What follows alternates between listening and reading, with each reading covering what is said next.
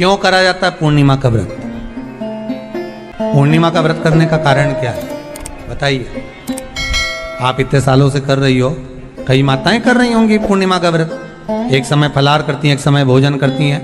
भोजन में खीर का होना जरूरी होता है पूर्णिमा के व्रत में। दूध की सामग्री होना जरूरी होती है पूर्णिमा के व्रत में। 12 महीने की पूर्णिमा करो, मना नहीं है। और पूर्णिमा उठाने का भी समय होता है चैत्री। चैत्र के महीने की जो पूर्णिमा होती है, चैत्री पूर्णिमा पहली पूर्णिमा मानी जाती है, इसलिए चैत्री पूर्णिमा को सिद्ध पूर्णिमा कहते, कार्य सिद्धात्री पूर्णिमा कहते, सिद्ध करने में। मनोरथी पूर्णिमा कहते हैं, मनोरथी पूर्णिमा। इसलिए पूर्णिमा का व्रत कहां से उठाया जाता है? चैत्र के महीने की पूर्णिमा से पूर्णिमा का व्रत उठाया जाता है कि मैं महीने की पूर्णिमा करूंगी तो वो चैत्र पूर्णिमा से उसको उठा लिया जाता है। पर उसका एक नियम रहता है, आप फलाहार करें अपनी जगह पर है, पर एक समय भोजन कर रहे हैं वो अपनी जगह पर। भोजन के साथ में मीठे के साथ थोड़ा दूध की सामग्री होना जरूरी होती है। और क्यों करते हैं पूर्णिमा का व्रत? किस लिए किया जाता है, क्यों करा जाता है? उसका व्याख्यान वर्णन शिव महापुराण के अंतर्गत स्कंद पुराण में लिखा गया। स्कंद पुराण में वर्णन किया है श्री वेद व्यास जी महाराज ने। कहा ये पूर्णिमा का व्रत इसलिए किया जाता है कि व्यक्ति का जब मन गलत भ्रम में जाने लगता है, मन जब गलत जगह पर जाने लगता है, तो ये मन को गलत जगह पर ले जाने वाला कौन होता है? तो कहा ये चंद्र होता है। व्यक्ति की राशि के अंतर्गत, व्यक्ति की पत्रिका के अंतर्गत, व्यक्ति की ग्रह दशा के अंतर्गत जब चंद्र बेकार चलता है तो व्यक्ति अच्छा करते करते भी बेकार करने लग जाता है। चंद्र डोल रहा है।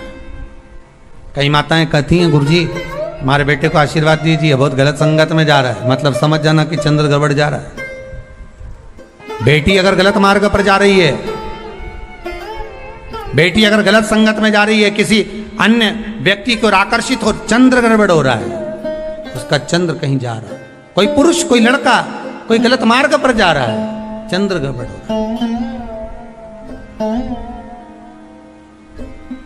घर में जो क्लेश उत्पन्न होता है, घर में जो विवाद उत्पन्न होता है, उस विवाद को रोकने के लिए केवल चंद्र की ही, इसलिए तो पूर्णिमा घर की नारियां हमारे यहाँ हिंदू धर्म में यहाँ तक स्कंद पुराण में कह दिया कि प्रत्येक पूर्ण आप लोग कभी आप लोगों ने सत्यनारायण जी की कथा करवाई है? जितने लोग आस्था चैनल पर कथा सुन रहे हैं, जितने लोग फेसबुक यूट्यूब पर कथा सुन रहे हैं, यूट्यूब पर कथा का श्रवण कर रहे हैं, उनने कभी सत्यनारायण की कथा करवाई होगी। तो उसमें लिखा है हर कार्तिक, हर पूर्णिमा को, हर संक्रांति को ब्राह्मण सत्यनारायण भगवान की कथा या राजा या वैश्य कथा को कराता था या बढ़िया कथा कराता। सुनी कि नहीं सुनी ये बात? सत्यनारायण भगवान की कथा में लिखा है, स्कंद पुराण के अंतर्गत जो सत्यनारायण भगवान की कथा का स्मरण किया उसमें लिखा है प्रत्येक संक्रांति पूर्णिमा को सत्यनारायण की कथा करवाने लगा और ये योनि को प्राप्त हुआ, इस योनि से छूटा, इस योनि में गया। लिखा है, सब कुछ लिखा है। अब उत्ते से समझ जाओ कि पूर्णिमा को सत्यनारायण की कथा करने का बोला, तो पूर्णिमा को सत्यनारायण की कथा का क्यों बोला? वैसे तो रोज कराओ सत्यनारायण जी की कथा, प्रतिदिन कराओ, मना नहीं है। आप क्या कोई विशेष फंक्शन है आप सत्यनारायण जी की कथा करवा, पर पूर्णिमा संक्रांति को और संक्रांति को पूर्णिमा को सत्यनारायण की कथा का स्मरण क्यों करवाया गया? क्योंकि पूर्णिमा के दिन अगर ये भगवान का व्रत रख लेगी, पूर्णिमा के दिन अगर ये खीर का प्रसाद बना लेगी, थोड़ा सा दूध की कोई सामग्री बना लेगी और भगवान को भोग लगा देगी, भले सत्यनारायण भगवान के भाव से बनाए, भले सत्यनारायण जी के निमित्तार्थ बना, पर अगर इसने सत्यनारायण भगवान के निमित्त से बना, पर पूर्णिमा के दिन अगर ये व्रत रखेगी, उपवास रखेगी या कोई सामग्री बनाकर भगवान की पूजन कर लेगी, तो इसके घर में जो अशांति है वो शांति में बदल जाएगी। इसलिए कई घरों में आज भी सत्यनारायण भगवान की पूजन हर पूर्णिमा को करती है। माता किताब लेके बैठ जाती है, तुरंत उन्हें ऑफिस जाना, कहीं काम पे जाना, और तुरंत उसने जल्दी जल्दी कलश रखा, कलश नहीं भी रखे तो भगवान की पूजन कर को रखे, ब्राह्मण देवता को बुला लेगी, ब्राह्मण नहीं आएंगे तो खुद कर लेगी, पर करती जरूर है। इतना सा आटा सेक लेगी, पंजेरी बनाई, सीरा बनाई, मिठाई रख दो, कुछ भी करेगी पर सत्यनारायण की कथा कर ले। उसका मन लग गया उसमें, मतलब पूर्णिमा को करना है। उसको करने से क्या होता है? शांति रहती, शीतलता रहती। जिसके घर में हर महीने की पूर्णिमा को खीर बनती हो, ध्यान दीजिएगा, बहुत सुंदर संवाद चल रहा है, बहुत ध्यान देने वाली बात है। प्रत्येक महीने की पूर्णिमा को जिसके घर में दूध की सामग्री बनती हो, दूध की सामग्री तैयार होती हो, खीर प्रसाद तैयार होता हो, उसके घर में कभी क्लेश नहीं हो सकता। चाहे सास बहू एक दूसरे के सामने वो कहे ना, वो सांप और नेवले की लड़ाई क्यों ना, फिर भी शांति हो जाती है। पर प्रत्येक महीने की पूर्णिमा होना चाहिए। ये नहीं कि तुमने एक महीने की पूर्णिमा पे बना लिया और दूसरे महीने की पूर्णिमा को गायब कर दिया। फिर किसी ने कह दिया आज चूरमा तो बन रहा है, दाल बाटी तो बन रही है चूरमे के साथ में, लड्डू बन रहे हैं, तो काहे को खीर बना रही हो? तो तुमने अब वो खीर प्रसाद। महापुराण की कथा कहती है, महाराज पूर्णिमा का जो चंद्र है वो विशाल का है, और उस चंद्र की पूर्णता में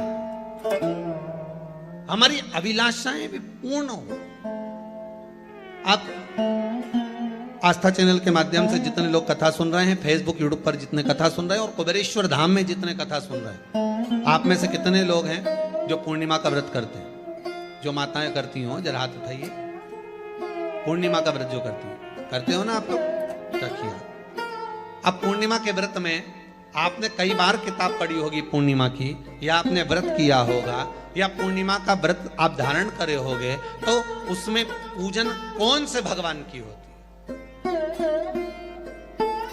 पूर्णिमा के व्रत में किस भगवान की पूजन होती है? तो कहा पूर्णिमा के व्रत में केले के खंभ लगाकर पूर्णिमा का जो अध्यापन होता है, पूर्णिमा की जो पूजन होती है, उस पूजन में शंकर और पार्वती की पूजन की जाती, शिव और नारायण की पूजन करी जाती, शंकर और पार्वती का स्मरण किया। किसकी पूजन होती है? शिव पार्वती।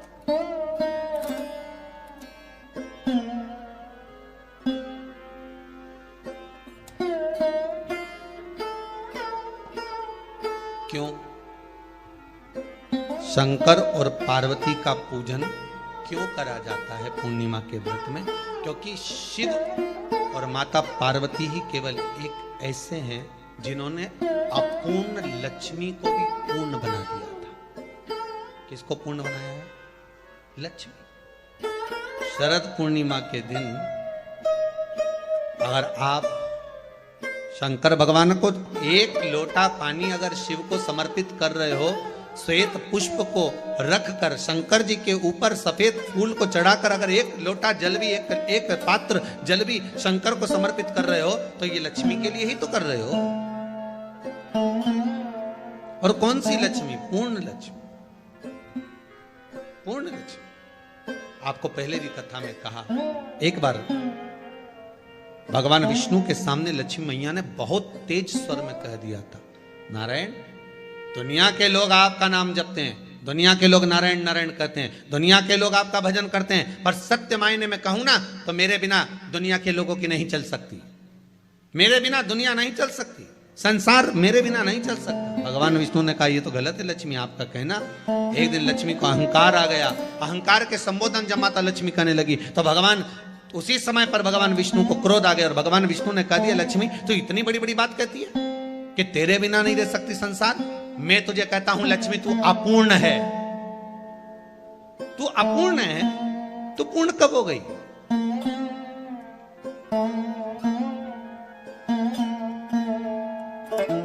तेरी पूर्णता कहां हो गई? लक्ष्मी की आंख से आंसू बहने लगे। आज आपने मुझे अपूर्ण कहा, आपको मालूम है आप मुझे अपूर्ण कह रहे हो? आपको ये ज्ञात हो रहा है आप मुझे अपूर्ण कर रहे हो? भगवान कहते हैं हाँ लक्ष्मी मैंने तुझे अपूर्ण कहा। अपूर्णता का मतलब आप जानते हो ना? भगवान कहते हैं लक्ष्मी मैं सब जानता हूं। लक्ष्मी रोती हुई माता सरस्वती के पास पहुंच गई। सरस्वती ने पूछा क्या बात है लक्ष्मी, क्यों रो रही हो? लक्ष्मी जी ने कहा क्या बताऊं सखी, मेरे पति ने आज मुझे अपूर्ण कह दिया। तो क्यों रो रही है तू? अपूर्ण अगर कह दिया भैया पति ने ही तो कहा है ना, तो क्यों रोना, चल मेरे साथ में। और सरस्वती मैया माता लक्ष्मी को लेकर सीधे पहुंच गई माता पार्वती के यहाँ। माता पार्वती के यहाँ जब पहुंची, माता पार्वती ने लक्ष्मी जी को देखा और सरस्वती को देखा तो पूछा कि बात क्या है, क्या हो गया ऐसा,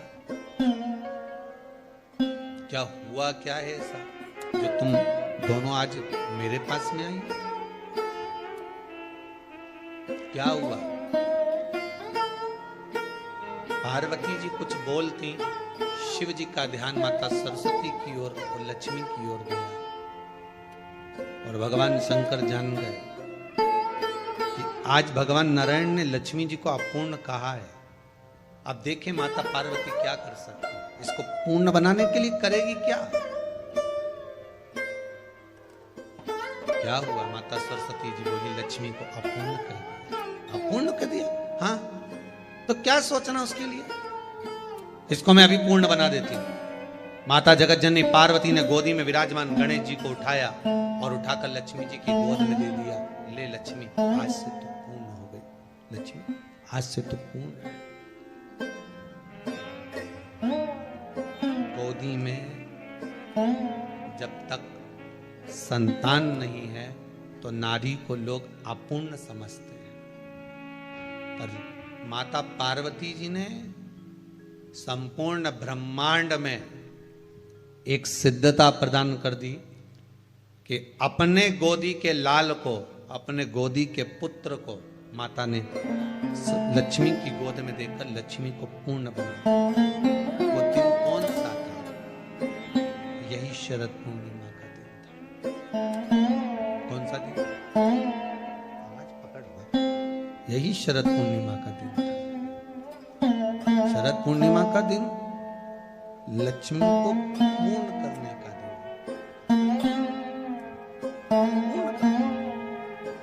केवल अमृत ही नहीं बरसता, शरद पूर्णिमा के दिन लक्ष्मी भी बरसती। लक्ष्मी पूर्णिमा के कितने व्रत होते हैं, बोलते जाओ जरा, जल्दी जल्दी बोलो। पूर्णिमा के नारियों को, स्त्रियों को अखंड सौभाग्य के लिए, जो नारी वैधव्य नहीं होना चाहती है उस नारी को पूर्णिमा के कितने व्रत करना चाहिए। जिस नारी के यहाँ संतान नहीं हो, भगवान कृष्ण ने माता यशोदा को द्वापर में भी बताया है कि पूर्णिमा के 32 व्रत होते हैं। कितने व्रत होते हैं, 32।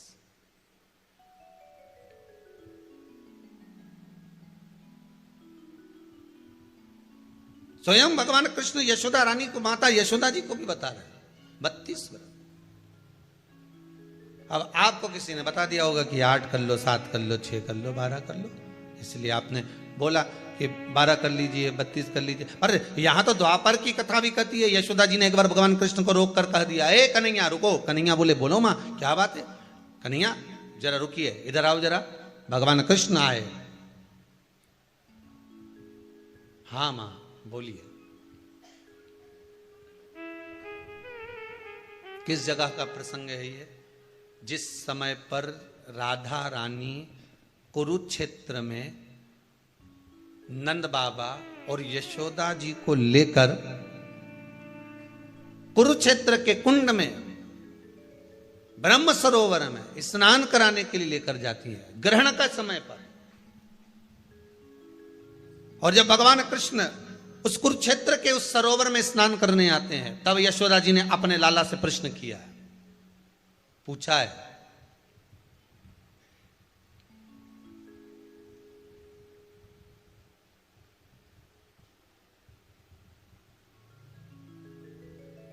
कि नारी वेधव्य होकर ना मरे।